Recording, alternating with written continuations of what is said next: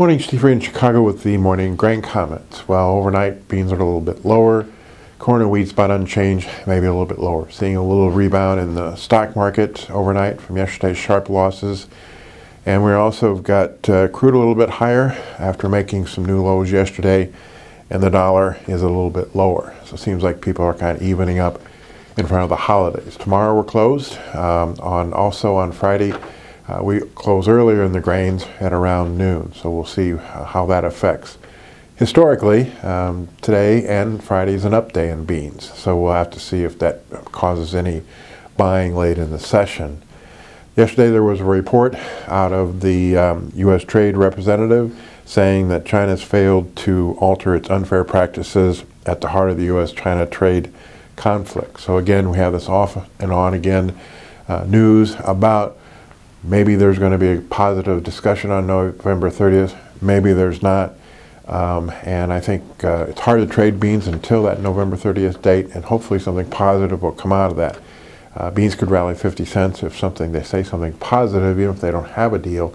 You can break 50 cents if they have nothing positive to say, and really no plans for any future talks. The trade in general thinks there will be a deal, but it may take until the first quarter 2019 to come up with some kind of resolution to this deal.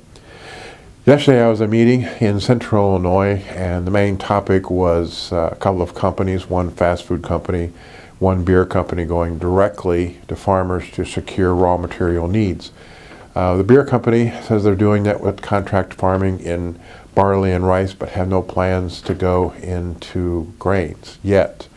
The fast food company, the person couldn't be there because of some personal issues, but the organizer said in past speeches, McDonald's has said they are contracting directly with producers for beef, and soon we'll be looking at contracting directly for farmers for grains that they need.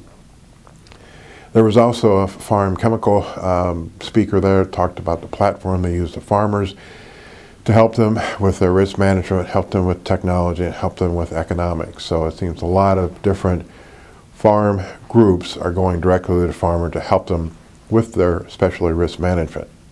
The last speaker was someone who buys organic.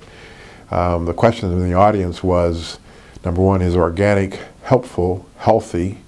And number two, is it going to grow enough for farmers to switch to organic? Because you have to basically leave your land idle for 3 years before you can be approved by the USDA for organic crop growing.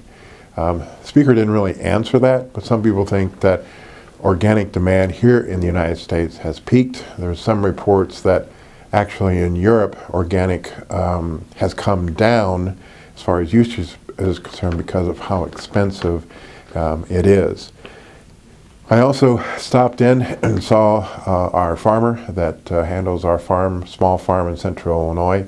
We have one of the best farmers in the country, innovative, and also someone who does a great job, weather permitting, and producing the best crops in our ground. And we also, at the meeting, talked to farmers who basically are talking about deciding whether they want to stay into farming. Next year it looks like costs is going to be above revenues at this time, and there's a lot of talk about farm foreclosures and farm sales because of the drop in revenues. So finally, as far as weather is concerned, Brazil forecast continues to see average rainfall. Argentina weather, light to moderate rains ending tomorrow before dry weather dominates the growing region over the next week or so. So basically South American weather is favorable, and after the November 30th meeting it's going to be focused on the weather down there.